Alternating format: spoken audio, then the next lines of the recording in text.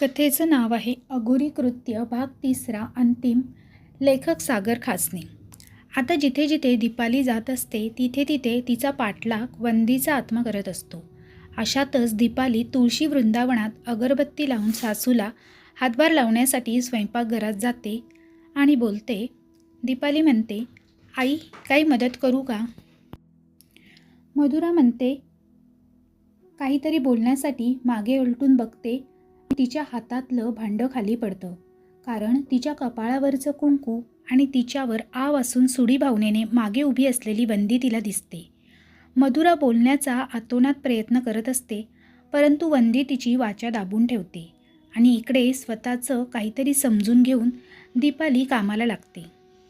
एकीकडे झालेल्या संपूर्ण प्रकरणामुळे दिवसेंदिवस मोरारजी पंतांची तब्येत बिघडत जात असते आणि अशोकच्या हातात असलेली देवपूजेची कामंसुद्धा हातातून जाऊ लागतात.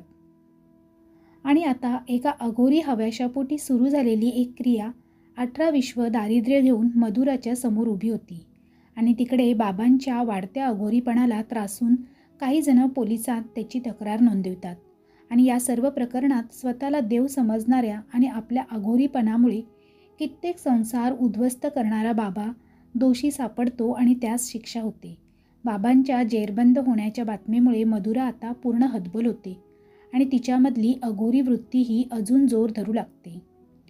गुरुवारचा दिवस उजाडतो आणि ठरल्याप्रमाणे सागरपंत पूजेचे साहित्य घेऊन घरात पोहोचतात आणि दीपालीला बघताक्षणी तिच्यावर भैरवनाथांचं तीर्थ शिंपडतात, ज्यामुळे तिच्या मागे लागलेली वंदी ही लगेच दूर होते.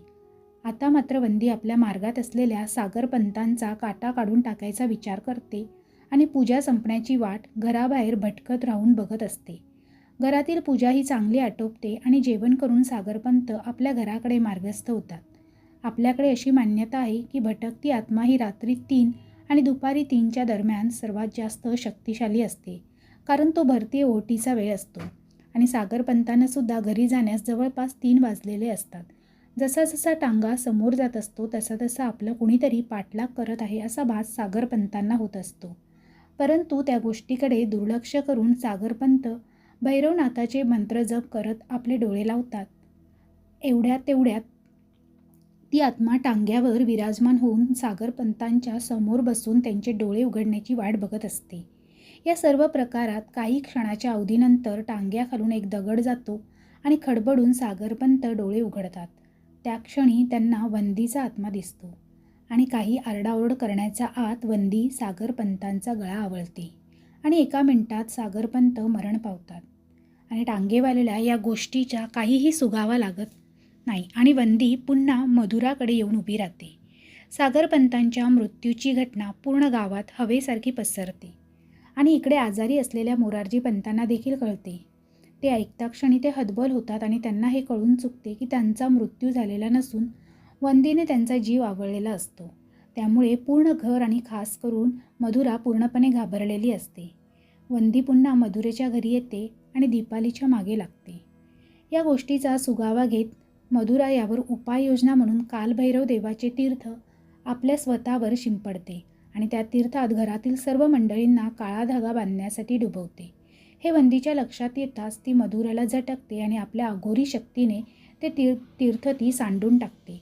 संतापाने तापलेली वंदीची मृतात्मा अशोकच्या अंगात घुसते व गरोदर असलेल्या दीपालीला मारहाण करण्यास सुरुवात करते. मधुरा अडवण्याचा नितांत प्रयत्न करते, परंतु वंदीच्या अघोरी ताकदीसमोर ती पूर्ण टिकत नाही आणि अशोकच्या ढकलण्यामुळे ती खाली पडते. इकडे मोरारजी पंत तापाने फणफणलेले असतात. अशातच पंतांचा धाकटा मुलगा कालभैरवनाथांचा मंत्रजप करण्यास सुरुवात करतो. त्यामुळे वंदीची मृतात्मा विचलित होते आणि अशोकच्या शरीरातून बाहेर पडून धाकट्या मुलाला म्हणजे अशोकच्या लहान भावाला ढकलून देते व तो भिंतीवर जाऊन आदळतो. एवढ्या वेळात मधुरा आपली शक्ती एकटवते आणि धावत जाऊन माझघरातील दक्षिण कोपऱ्यात वंदीची राख नसल्यामुळे आपल्या रक्ताने उलट स्वस्तिक काढून त्यावर तीळ टाकून चक्षशूल स्वामींचा जप करत वंदीच्या मृतात्म्यास आव्हान देते आणि तोपर्यंत जप करत राहते जोपर्यंत मृतात्मा त्या कोपऱ्यात पुन्हा बंदिष्ट होत नाही. चक्षशूल स्वामींचा मंत्र जप हळूहळू वंदीच्या मृतात्म्यास कमजोर करू लागतो आणि हे त्या मृतात्म्यास जाणीव होताच अशोकच्या ताकदीचा उपयोग करून ती गरोदर दीपालीला ढकलून देते. ज्यामुळे दीपाली पोटावर खाली पडते आणि होणाऱ्या त्रासामुळे विवळू लागते. पण त्या क्षणी जीव ओतून करत असलेल्या चक्षुशूल स्वामींचा मंत्रजपास गुण येतो आणि वंदीचा पांढरे डोळे, लाल मळवट सोडलेले केस, तोंडातून येणारा पांढरा फेस असा विद्रूप आणि विकृत मृतात्मा त्या दक्षिण कोपऱ्यात स्थानापन्न होतो आणि मारामारीच्या किंचाळण्याचा चालू असलेला थरथडाट शांत होतो व वंदी कोपऱ्यात सुडी नजरेने विकृत हसत असते. अंगातून मृतात्मा बाहेर पडता क्षणीच अशोक भानावर येतो आणि आपल्या बायकोच्या विव्हळण्याचा आवाज ऐकून तिला आपल्या मांडीवर तिचे डोके ठेवून तिला सहारा देतो. हे सर्व दृश्य मधुरेच्या नजरेत पडता क्षणी ती दीपालीला उचलतात आणि त्याच अवस्थेत तिला जवळ राहत असलेल्या वैद्यास दाखवतात. परंतु तोपर्यंत वेळ निघून गेलेली असते आणि वैद्याकडे पोहोचेपर्यंत होणाऱ्या त्रासामुळे दीपालीला ग्लानी येते. एकीकडे पंत आजारी आणि त्यांचा धाकटा मुलगा स्वतःला सावरत असतो व मधुरा आणि अशोक वैद्याच्या निष्कर्षाची आणि बाळाच्या सुखी असल्याच्या बातमीची आस ठेवून असतात, तर दुसरीकडे वंदीची मृतात्मा हे सर्व बघून माझघरात विकृत हसत असते.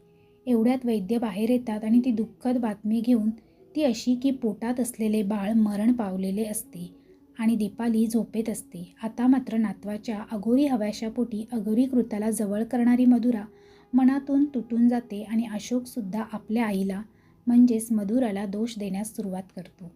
मोरारजी पंतांच्या घरावर पूर्ण अघोरी छाया थैमान मांडत असते आणि अशातच दुःखात अशोक आणि मधुरा दीपालीला घरी घेऊन येतात.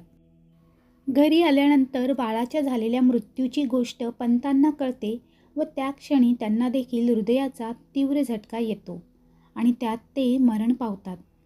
आता मात्र मधुरा हतबल आणि निष्क्रिय होऊन खाली पडते व घडलेला सर्व प्रकार आंदेकरांना सांगण्यासाठी पंतांचा लहान मुलगा सासरी प्रस्थान करतो. आंदेकरांच्या डोळ्यात आपल्या मुलीच्या सासरचा आणि होणाऱ्या नातवाचा सत्यानाश बघू नाही आणि त्यांच्यावर सुद्धा दुःखाचा डोंगर कोसळतो. एकीकडे वंदी विकृत हसणे सुरूच ठेवते आणि दुसरीकडे अशोक आपल्या वडिलांचे क्रियाकर्म पार पडतो. या सर्व प्रकारात मधुरा आणि दीपाली आजारीपणामुळे झोपून असतात. अशातच एक दिवस निघून जातो आणि पंतांच्या सावटण्याच्या कार्यक्रमाच्या दिवशी वंदीचा शेवट करण्याचा निश्चय आपल्या सुनेला हाताशी घेऊन मधुरा करते आणि त्याप्रमाणे ती कामाला लागते.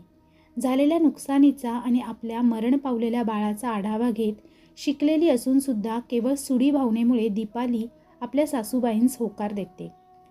ठरल्याप्रमाणे एका सकाळी दीपाली स्वयंपाक बनवत असते आणि अशोक हतबल होऊन हाताशी काम नसल्यामुळे शांत पडून असतो आणि त्याचवेळी संधीचा फायदा घेत मधुरा अघोडा बाबाच्या स्थळी पोचते आणि त्यांचे घर शोधू लागते.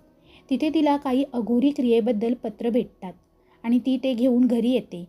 अडाणी असल्यामुळे सर्व पत्र ती दीपालीला वाचायला लावते आणि त्यात तिला मृतात्म्याचा नाश करण्याबद्दल माहिती मिळते व मधुरा ते सर्व ऐकून दीपालीला त्या क्रियेमध्ये सामील करून घेण्यास यशस्वी होते व दोघी मिळून त्या कार्याचा शेवट करण्यासाठी येणाऱ्या अमावस्येचा दिवस निवडतात.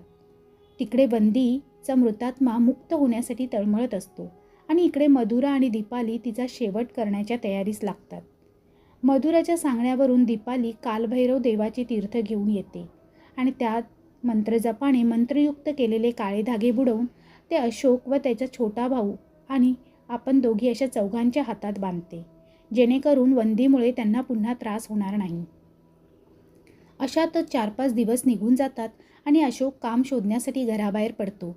त्या संधीचा फायदा घेत मधुरा आणि दीपाली मिळून पूर्ण घरात भैरवनाथांचं तीर्थ शिंपडतात आणि सर्वात शेवटी माझघरातील दक्षिण कोपऱ्यात मंत्रोपचार करत तीर्थ टाकतात, ज्यामुळे वंदी मुक्त होते आणि दीपालीला मारून टाकण्यासाठी धावते. परंतु हातातील धाग्यामुळे ती कोणाचे काही करू शकत नाही आणि घरातून ती शेवटी बाहेर पडते. या सर्व प्रकारात दिवस निघून जातो आणि अमावस्या सुरू होते. ठरल्याप्रमाणे दीपाली स्वयंपाकास लागते आणि मधुरा कामाचे निमित्त सांगून घराबाहेर पडते आणि धोंडू तात्यास म्हणजेच स्मशान सुरक्षरक्षकास ती भेटते. धोंडू तात्या म्हणतो, ताई तुम्ही यावेळी इकडे कसं काय येणं केलं? मधुरा म्हणते, तात्या खूप संकटात सापडली आहे आणि त्या संकटाचा आज शेवट करायचा आहे, तर तुमची मदत लागणार होती. तात्या म्हणतो, नाही ताई, मागच्या वेळेस माझ्यावर त्या वंदीच्या घरच्यांनी शक घेतला होता. यावेळेस बी असं काही झालं म्हणजे माझी नोकरी जायची बघा. नाही, मी काही करणार नाही. मधुरा म्हणते, तुम्हासनी काहीच करायचं नाही आहे. हा भैरवनाथांचा धागा हाताला बांधा आणि रात्री मी आले की स्मशानाचा दरवाजा बंद करून बाहेर बसायचं, जेणेकरून कुणी येणार नाही. तात्या म्हणतो, जीवासनी काही धोका तर नाही ना ताई? मधुरा म्हणते, नाही. हा धागा माझ्या समोर बांधा म्हणजे काही होणार नाही. तात्या धागा बांधत बांधत होकार देतो. मधुरा म्हणते, चला रात्री मी उशिरा येईल. आणि तेथून ती निघून जाते. घरी पोहोचल्यानंतर दीपाली मधुराकडून आढावा घेते आणि जेवणखाणे आटोपते. तिकडे वंदीही अंगणातील झाडावर लटकत असते आणि घरावर लक्ष ठेवून असते. त्याचा काटा काढण्यासाठी आता रात्रीचे 11 वाजले असावे. मधुरा अशोक आणि लहान मुलाला जायफळ टाकून दिलेले दूध पाजते, ज्यामुळे ते गाढ झोपून जातात. आणि त्यांच्या झोपेचा सुगावा घेत सवाष्णीचा पेहराव करून दीपाली आणि मधुरा पूजेचे सामान घेऊन स्मशानापाशी पोचतात. आणि त्यांचे असे भरलेले मळवट, हिरव्या बांगड्या, लाल साडी, सोडलेले केस असा चंडीचा अवतार बघून तात्या घाबरतात आणि स्मशानात शिरताच पळ काढून पळून जातात. लक्ष ठेवून असलेली वंदीची मृतात्मा त्यांचा पाठलाग करते, परंतु भैरवनाथांच्या धाग्यामुळे त्यांना ती काहीच करू शकत नाही. आता एकीकडे वंदी सूड घेण्यासाठी तळमळत असते आणि दुसरीकडे मधुरा आपले आणि दीपालीचे रक्त एकत्र करून जमिनीवर वर्तुळ आणि त्यात चांदणी काढून त्यासमोर काळे तीळ, अर्धा कापलेला लिंबू आणि वंदीच्या नावाची काळी बाहुली ठेवते. आपल्या अंताची सुरुवात सुरू झाली असे समजून वंदी आपल्या ताकदीने स्मशानातील झाडे जोरजोरात हलवू लागते आणि कुत्रे किंचाळू लागतात. हे सर्व दृश्य चिरकारत असलेल्या रात्रीची शांतता भंग करते. वंदीचा तोंडातून पडणारा फेस, लाल मळवट आणि पांढरे डोळे बघून दीपाली थरथर कापत असते आणि मधुरा मात्र दोघांची हात घट्ट पकडून लाल धाग्याने बांधते, जेणेकरून वंदी दोघांना त्रास देऊ शकणार नाही. सुडी भावनेने संतापलेली वंदीची मृतात्मा प्रत्येक पद्धतीने मधुरा आणि दीपालीला त्रास देण्यास सुरुवात करते. आणि इकडे मधुरा अर्ध्या कापलेल्या लिंबूसमोर आणि काळ्या बाहुलीसमोर आपल्या रक्ताचा शिंपडा टाकून चक्षशूल स्वामींस आवाहन करण्यास सुरुवात करते. चक्षशूल स्वामींच्या मंत्रामुळे मृतात्माची शक्ती कमजोर पडू लागते आणि मधुरा त्याच वेळेचा फायदा घेत वंदीच्या नावाची काळी बाहुली जळत्या आगीत टाकते आणि त्या क्षणी वंदीची मृतात्मा पेट घेते. आणि ते बघून मधुरा आणि दीपाली अघोरी हास्य करतात. काही वेळातच वंदीचा मृतात्मा दिसेनासा होतो आणि आपल्यावरील संकट टळले असा निश्वास टाकत मधुरा आणि दीपाली रात्रीच्या 3 वाजता सवाष्णीच्या पेहरावात घरी पोहोचतात. आणि काही दिवस उलटून गेल्यानंतर घरातील संसाराची गाडी रुळावर येते व दीपाली आणि मधुरा पुन्हा ठरवून अशोक किंवा आंदेकरांना समजू न देता अघोरी पद्धतीचा वापर करून गरोदर राहण्याच्या तयारीला सुरुवात करतात. यावेळी माणसाच्या राखेचा किंवा मृतात्म्याचा उपयोग न करता अघोडा बाबांनी लिहून ठेवलेल्या नरबळी क्रियेचा फायदा उचलत त्या पद्धतीने बोकडाचा नरबळी देऊन त्याचे रक्त मंत्रांनी मंत्रित करून पोटावर लावून अशा सर्व अघोरी क्रिया करून काही महिन्यातच पुन्हा शिक्षित, सुशील आणि संस्कारी असलेली दीपाली केवळ सासूच्या अघोरी नातवाच्या हव्यासाला सामोरी जाऊन पुन्हा एकदा बाळंतीण बनते. आणि बघता बघता अघोरी कार्यात 9 महिने उलटून जातात आणि तिला विद्रूप असा पुत्र प्राप्त होतो आणि त्यांच्या संसाराची चक्रे उलटे फिरण्यास सुरुवात होते. समाप्त. ही संपूर्ण कथा काल्पनिक असून या कथेचा सत्य घटनेशी कोणताही संबंध नाही आहे. त्याचप्रमाणे या कथेकडे केवळ मनोरंजन म्हणूनच पाहावे, कोणतीही अंधश्रद्धा पसरवण्याचा हेतू नसून फक्त मनोरंजनासाठी ही कथा बनवली गेलेली आहे. तर तुम्हाला ही आजची कथा आवडली असेल तर कमेंट बॉक्समध्ये कमेंट करून नक्की कळवा. त्याचप्रमाणे कथा आवडली असेल तर तुमच्या मित्रपरिवारासोबत शेअर करायला विसरू नका. कथा आवडली असेल तर कथेला लाईक करा आणि शेअर करा. त्याचप्रमाणे चॅनेल आवडला असेल तर चॅनेलला सबस्क्राईब करा आणि अशाच नवनवीन कथा तुम्हाला ऐकण्यासाठी ऑलवर सेट करा, जेणेकरून तुम्हाला नवनवीन कथेचे नोटिफिकेशन लगेचच मिळतील. पुन्हा भेटूया नवीन अशीच एक कथा घेऊन. तोपर्यंत सर्वांना बाय बाय. धन्यवाद.